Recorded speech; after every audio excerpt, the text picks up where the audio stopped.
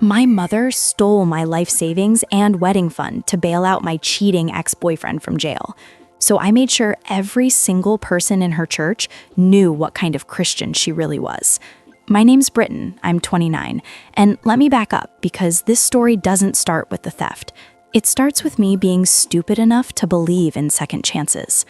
I was a marketing manager at a mid-sized tech firm in Charlotte, making decent money, around $72K a year. Nothing glamorous, but enough to have built something. By age 28, I'd saved $42,000, $28,000 for my wedding fund, and $14,000 in pure savings. That money represented 5 years of skipped vacations, packed lunches, and saying no to literally everything fun. I was disciplined, obsessively so. My boyfriend of 4 years, let's call him Derek, was a contractor. Good-looking, charming, the kind of guy who could talk his way out of a parking ticket. My mom loved him, more than she loved my accomplishments, honestly. She'd bring up his name at family dinners, ask about him constantly, and when we got engaged last year, she cried. She actually cried at the engagement party, bigger tears than when I'd gotten promoted. I should have seen the red flags, but I was 28, in love, and planning the wedding of my dreams. June 15th. I had the venue booked, the caterer hired, my dress was already being tailored. Everything was locked in. Then, on a Tuesday morning in February, completely out of nowhere, Derek got arrested. DUI. But that wasn't the whole story. Turns out he'd been pulled over with another woman in the car. Not just any woman, his ex-girlfriend. And when the officer ran his license, there was a warrant for a separate incident. He'd been charged with battery from 8 months prior, something he'd never told me about. He'd just not shown up to court, and nobody bothered to tell his current fiancé that her boyfriend was a criminal. My entire world collapsed in 6 hours. The bail was set at $15,000. Derek called my mom from jail instead of calling me. That's when everything changed.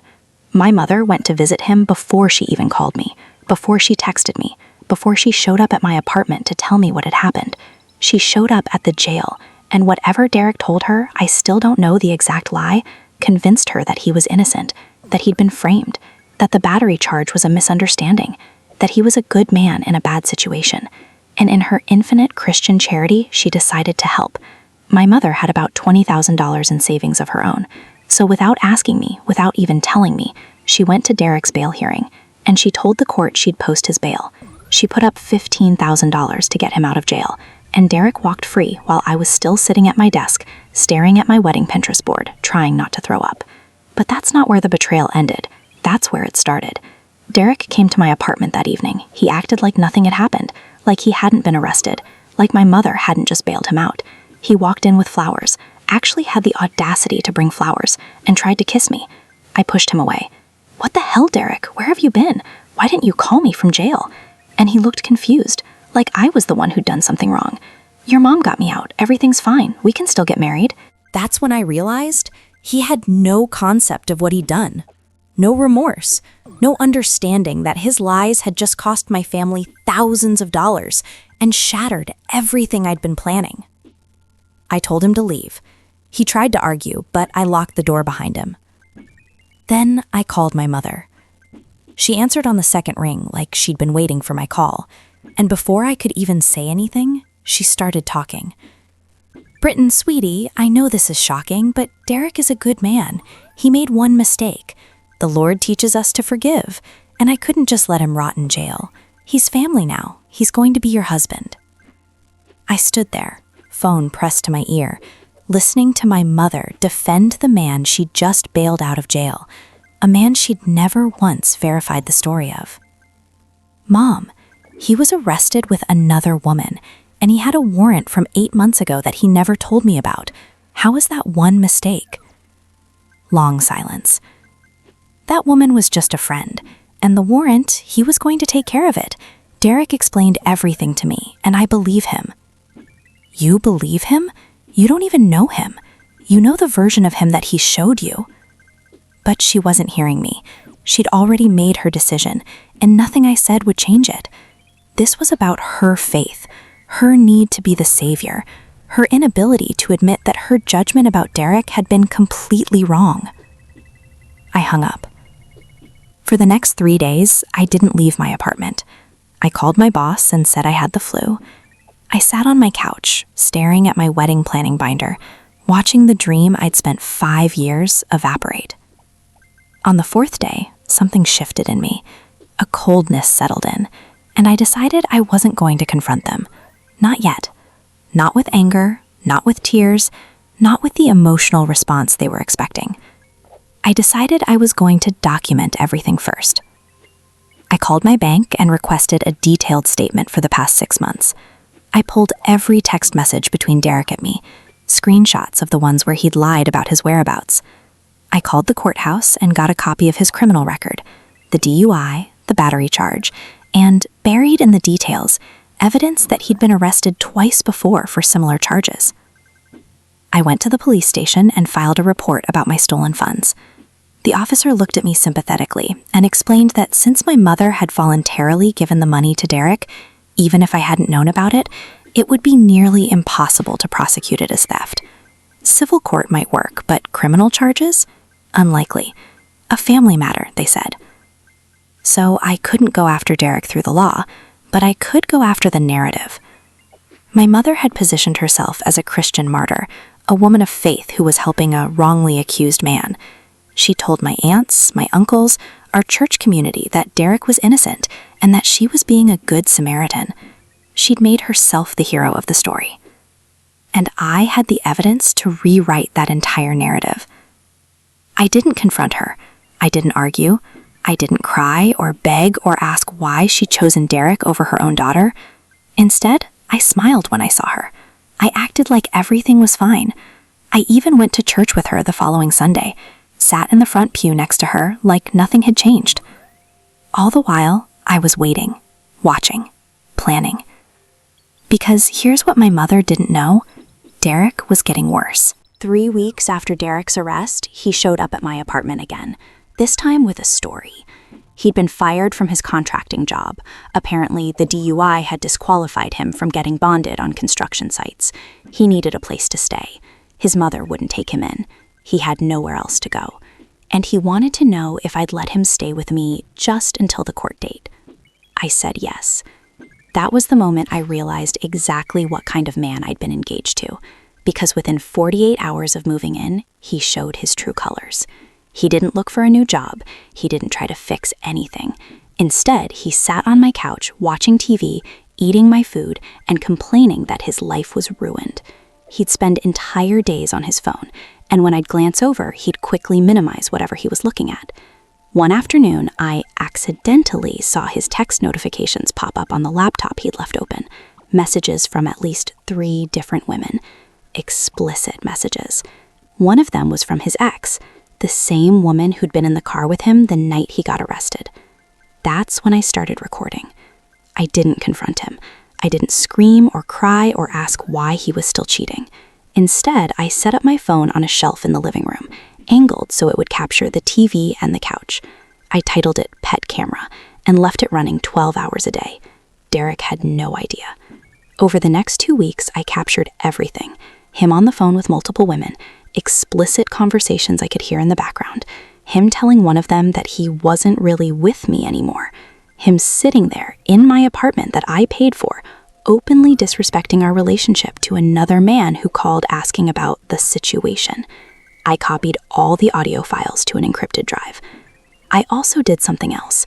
I went through his phone one night while he was asleep. I found the receipts.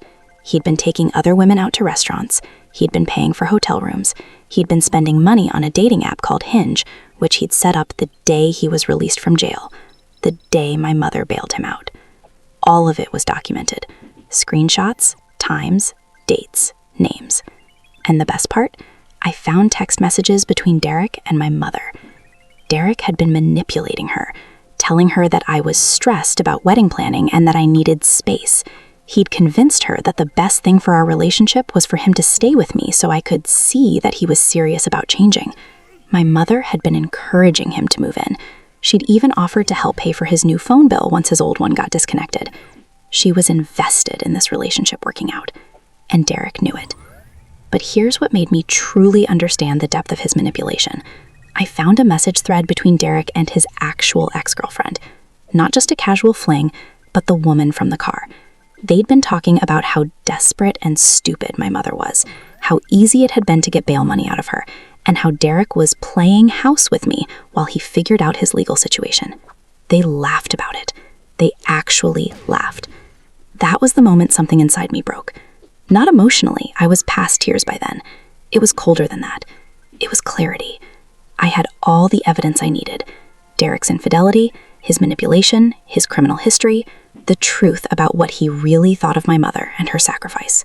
But I couldn't just send it all to my mother in a text or email. That wouldn't be enough. She'd defend him, she'd make excuses, she'd find a way to spin it all as a misunderstanding or a moment of weakness.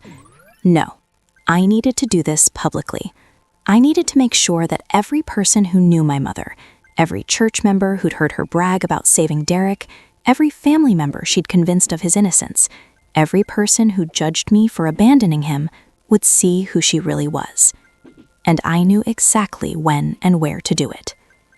My church was having its annual Thanksgiving service on the third Sunday of November. It was a big deal. The church would be completely packed. People would come from out of town. It was the service where Pastor Milton would ask people to stand up and share what they were grateful for and how God had blessed them. My mother had already told me she planned to stand up and talk about Derek, about how her faith had guided her to help him, how God was working in his life, how their modern-day redemption story was proof that the Lord never abandons his children. She had no idea that I was about to rewrite that entire narrative. I made copies of every document, every audio file, every screenshot. I printed out the text messages in full color, date-stamped and verified. I created a USB drive with video footage of Derek's explicit conversations. And then I called my best friend Monica and my sister Tanya. I met them at a coffee shop and showed them everything. Not to vent, not to get sympathy, but to have witnesses, people who could confirm that this was all real. "What are you going to do?" Monica asked, her face pale as she scrolled through the screenshots. "I'm going to let my mother speak first," I said quietly. "I'm going to let her stand up in front of the entire congregation and brag about saving Derek. And then I'm going to stand up right after her." Tanya grabbed my hand. "Britton, this is going to destroy her." "Good," I said. And I meant it. Because my mother had made a choice. She chose a man she barely knew over her daughter. She'd stolen my life savings without asking. She'd positioned herself as a martyr while I was falling apart. And she'd lied to her entire church community about a criminal who was actively cheating on me and mocking her generosity. The Thanksgiving service was 6 days away. I had 6 days to prepare for the most public humiliation of my mother's life. And unlike her, I had the truth on my side. The Thanksgiving service started at 10 a.m. on a Sunday morning. The church was absolutely packed, maybe 300 people, the kind of crowd where news travels fast, where secrets don't stay secret for long. I sat in the back row. Derek sat in the front row next to my mother. He had no idea what was coming. Pastor Milton did his usual opening. Some uplifting scripture about gratitude, a prayer, a couple of hymns. Then came the part my mother had been waiting for. Now, before we conclude, I want to invite anyone who has experienced God's blessing this year to stand and share their testimony. This is a judgment-free space. Just come up, take the microphone, and tell us what God has done in your life. There was a moment of silence. Then my mother stood up. She walked to the front of the church like she was on a stage. She took the microphone with this serene, peaceful expression on her face, like she was about to deliver the greatest testimony anyone had ever heard. "My name is Linda," she began, "and I want to share about how God called me to be a vessel of His grace." My stomach twisted, but I didn't move. A few months ago, a young man in our community, a man I love like a son, found himself in a dark place. He'd made mistakes, yes, but he's also a child of God. And when I learned he was in legal trouble and had nowhere to turn, I felt the Holy Spirit move in my heart. She paused for effect. People were leaning forward, listening intently. I posted his bail. I put up $15,000 of my own savings because I believed, I still believe, that everyone deserves a second chance, that everyone deserves redemption. That's what Christ taught us. A woman in the front row nodded. Someone said, "Amen." And I'm here today to tell you that my faith in God's plan has been rewarded. Derek is a good man. He's going to marry my daughter, and together they're going to show this community what true Christian love looks like. She smiled, actually smiled, like she just delivered the sermon of her life. Then she sat down to a round of scattered applause. My hands were shaking, not with anger anymore, with something colder, something final. I waited 3 seconds. Then I stood up. The entire congregation turned to look at me. My mother's face went pale when she saw me walking toward the front. I took the microphone from Pastor Milton. He looked confused but didn't stop me. "My name is Britton," I said, my voice steady and clear. "I'm Linda's daughter, and I need to tell you the rest of this story." My mother stood up. "Britton, what are you—" "Sit down," I said quietly into the microphone. The entire church went silent. 2 weeks ago, I discovered that my fiancé, the same man my mother just praised in front of all of you, has been systematically cheating on me. Not once, not twice, multiple times, with multiple women. I held up the first set of printed screenshots. My hands had stopped shaking. These are text messages from Derek to his ex-girlfriend, sent just last week. In these messages, he calls me desperate and stupid. He talks about how easy it was to manipulate my mother into posting his bail. He laughs, actually laughs, about using the money she gave him to take other women to restaurants and hotels. I watched my mother's face crumble in real time. But that's not even the worst part, I continued. The worst part is what my mother did without telling me. I held up my bank statements. My mother stole $42,000 from me. My wedding fund, my life savings. Money I spent 5 years accumulating. She took it without asking me, without consulting me, and gave it to a man she'd never even met before that day. There were gasps throughout the church. People were turning to look at my mother, who was now sitting frozen in her pew. She did this because Derek convinced her he was innocent. He told her he'd been wrongly accused. He told her he was a good man who deserved a second chance. I pulled out the criminal record. This is Derek's actual history. He's been arrested 4 times. The DUI was his second one. The battery charge? He has 2 prior convictions for assault. 2. My mother bailed out a man with a documented history of violence and infidelity, and she did it with my money. Money I didn't give her. Money she stole. One of my aunts stood up and walked out of the church. I watched her go. I didn't feel bad. "And here's what really gets me," I said, my voice still steady even though my heart was pounding. My mother positioned herself as a martyr, as a woman of faith. She told all of you that she was following God's will. She accepted your praise, your validation, your belief that she'd done something noble. I played the audio file on my phone, turned up loud enough for the entire church to hear. It was Derek on the phone with his ex-girlfriend. And her mother is so desperate to believe in me, it's actually sad. I feel bad sometimes, but then I remember she's got money and I don't, so. The church erupted, not in anger, in shock, in disbelief. My mother had put her face in her hands. She was shaking. I looked directly at her, straight into her eyes. "You didn't sacrifice anything for Derek," I said. "You sacrificed your own daughter.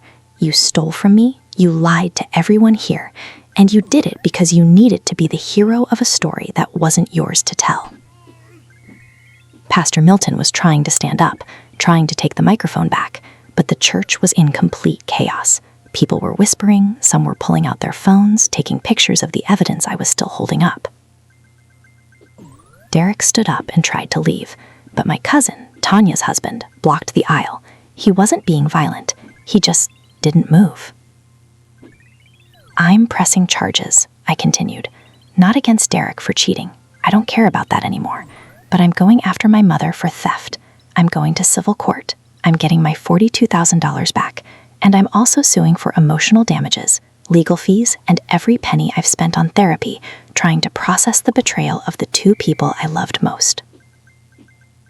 My mother finally looked up. Her eyes were red. She opened her mouth like she was going to say something, but nothing came out.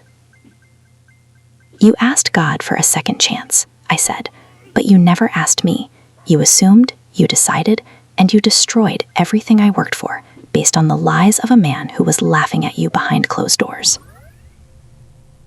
I handed the microphone back to Pastor Milton. "I'm done," I said. And then I walked out of the church. Monica and Tanya followed me. As we reached the door, I did hear my mother's voice, finally speaking. Britton, wait, please. I didn't know. I was trying to help. But I didn't turn around. I just kept walking. The parking lot was cold. The November wind was sharp. And for the first time in 3 weeks, I felt like I could actually breathe. My phone started ringing immediately. Relatives, friends, people from church who'd seen what happened. Some were calling to apologize. Some were calling to defend my mother. I didn't answer any of them. That evening, the video of what happened went viral in our church community. By the next morning, it had been shared on Facebook. By the end of the week, my mother had been asked to step down from the church's women's ministry. Derek had been asked to find a new church home. Neither of them tried to contact me. 3 weeks later, my mother called. She wanted to talk. I agreed to meet her at a coffee shop, neutral territory with witnesses around. She looked like she'd aged 10 years. Her hair was grayer, her face was gaunt. "I'm sorry," she said immediately. "I was wrong. I should have asked you before I gave him the money. I should have listened to you. I was so desperate to believe that people could change that I ignored every warning sign." I stirred my coffee and didn't respond. "I've already gotten the paperwork for my lawyer," she continued. "I'm going to pay you back the full $42,000. I'm selling my car. I've taken out a personal loan. It'll take me 2 years, but I don't want your money," I said flatly. She looked shocked. "What?" "I don't want your apology either," I continued. "I want you to understand something. This wasn't about Derek. This wasn't about a mistake. This was about you choosing to believe a lie instead of believing your daughter. This was about you needing to feel like a savior more than you needed to be a mother." Tears started streaming down her face. "You humiliated me in front of my entire church," she whispered. "Good," I said. "You lied to them. You lied to yourself, and you lied to me. I showed them the truth. If that's humiliating, then maybe that's something you needed." She reached across the table like she was going to grab my hand. I pulled away. "I'm going to accept your $42,000, I said, "because that's my money. You owe it to me. But our relationship, that's going to take a lot more than an apology and a payment plan." She nodded, tears falling. "I understand," she said. But I could see in her eyes that she didn't. Not really. She thought if she paid me back and said she was sorry, everything would go back to normal, that I'd forgive her and we'd be a family again. She didn't understand that some betrayals don't get fixed. Some damage is permanent. As for Derek, last I heard he'd skipped his court date for the battery charge. He was somewhere in Florida with his ex-girlfriend. The warrant is still active. But honestly, I don't think about him anymore. It's been 2 years since that Thanksgiving service. 2 years since I stood up in front of my entire church community and destroyed my relationship with my mother in front of 300 people. And honestly, best decision I ever made. Let me explain what happened after that coffee shop meeting. My mother did pay me back the full $42,000. True to her word, she sold her car, took out a loan, and transferred the final payment 6 months ago. I didn't feel victorious when the money hit my account. I just felt relieved, like a weight had finally lifted. It wasn't about the money anymore. It was about accountability, about her actually having to face the consequences of her choices, instead of just saying she was sorry and expecting forgiveness. She tried to rebuild our relationship, called me every Sunday, sent me cards on my birthday, invited me to family dinners. For the first 6 months, I ignored most of it. I wasn't ready to forgive her. But eventually, I agreed to have dinner with her once a month at a neutral restaurant. We don't talk about Derek. We don't talk about the church incident. We talk about her work, my career, surface-level stuff that doesn't require vulnerability. It's not the relationship we had before. It's not warm, but it exists. And I think that's the most honest thing we can offer each other right now. The church situation, that was actually liberating. After the Thanksgiving service, I stopped going to that church completely. And you know what? I realized I'd only been going because my mother wanted me to. I'd never actually connected with the community. I'd never felt at home there. Leaving was the easiest part of this whole ordeal. I found a new church, a smaller, more progressive congregation about 20 minutes away. The pastor doesn't shame people. The community is actually welcoming. And for the first time in my life, I feel like I'm choosing my faith for myself, not just following my mother's version of it. As for my career, this is where things got really good. Right after the incident, I was worried that what happened at the church would somehow affect my professional life, but the opposite happened. My company found out what I'd done, and instead of being scandalized, they were actually impressed. Apparently, standing up for yourself and refusing to accept manipulation is seen as a strength in the corporate world. Who knew? I got promoted 6 months after the Thanksgiving service. I'm now senior marketing director, and my salary jumped to $118K. The person who hired me actually mentioned during the interview process that she'd heard about what I did. She said it showed leadership, integrity, and an unwillingness to be victimized. With my new income, I've completely rebuilt my savings. I now have $67,000 in my savings account, more than I had before Derek and my mother destroyed my life. And I'm not rushing into anything. I'm not engaged. I'm not even really dating seriously. I took that wedding fund, well, the portion of it that didn't go to Derek and my mother, and I'm saving it for a house, just for me, a down payment on a property in my name with no one else's approval needed. Last month, I put in an offer on a condo in Charlotte. It was accepted. I'm closing next month. And here's the thing that really gets me. I'm happy about it. Genuinely happy. Not because I got revenge. Not because I destroyed my mother's reputation or humiliated Derek in public, but because I took my power back. I stopped being a victim in someone else's story, and I became the author of my own. My friends, the real ones, like Monica and Tanya, have been incredible. Monica actually helped me hire a lawyer for the civil suit against my mother, which resolved pretty quickly when she agreed to pay me back. Tanya has been my emotional support through all of this. She checks in on me, makes sure I'm doing okay, reminds me that what I did wasn't cruel, it was necessary. And yes, there are relatives who still think I was too harsh. My uncle called me vindictive at a family gathering last year. My grandmother initially sided with my mother and refused to speak to me. But time has a way of clarifying things. My grandmother came to my apartment 6 months ago and apologized. She said she'd been thinking about what happened, and she realized I was right. I had deserved better for my mother. That meant a lot. As for Derek, I have no idea where he is anymore, and I genuinely don't care. I blocked him on every platform the day after the church incident. I deleted all our photos together. I sold the engagement ring and used the money to buy myself jewelry, a necklace I wear sometimes that says resilience in small letters. I don't think about him. I don't wonder what he's doing or if he ever regrets what he did. That chapter is completely closed. The one thing I do regret is that my story became viral in a way I didn't expect. Word traveled beyond our church community. Social media picked it up. I had strangers messaging me, telling me I was brave, or asking for dating advice, or trying to monetize my trauma. It was exhausting. But I learned something from it.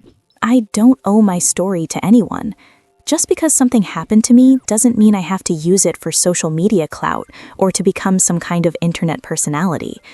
I told my story because I needed to, because the lie was too big to ignore. But I didn't do it for validation or likes or followers. After a few months, the internet moved on to the next scandal, and my life went back to being private again, which is exactly what I wanted. Here's what I know now, 2 years later. First, standing up for yourself doesn't make you cruel. It makes you honest.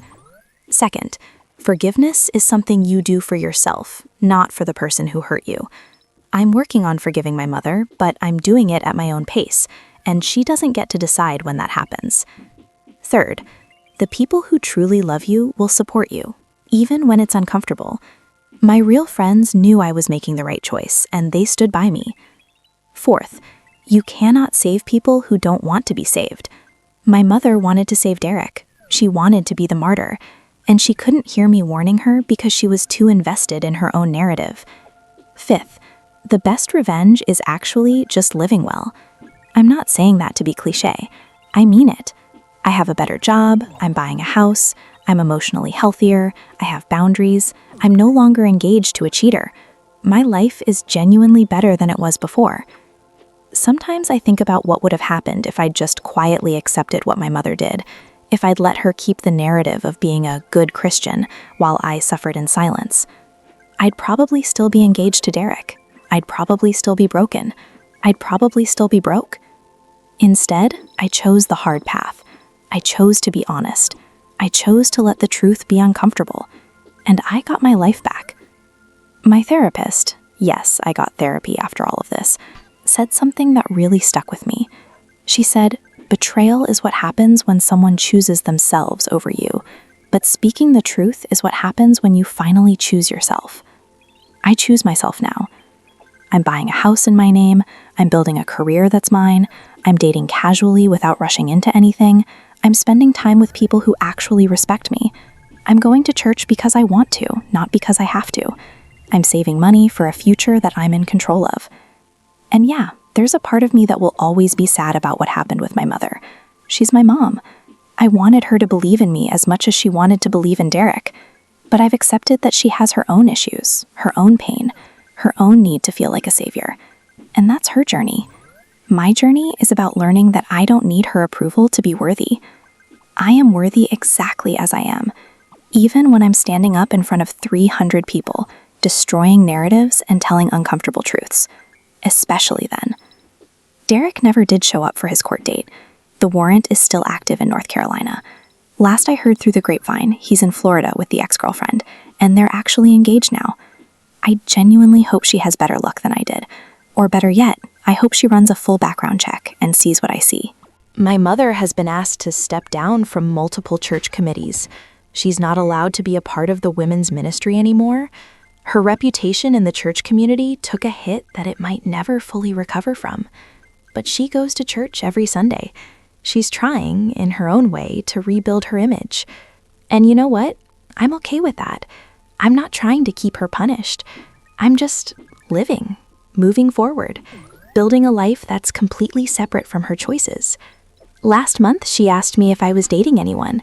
I told her about someone I'd been seeing casually, nothing serious, just getting to know someone. And instead of freaking out or trying to control it, she just asked questions. Normal, parent questions. It felt almost healthy.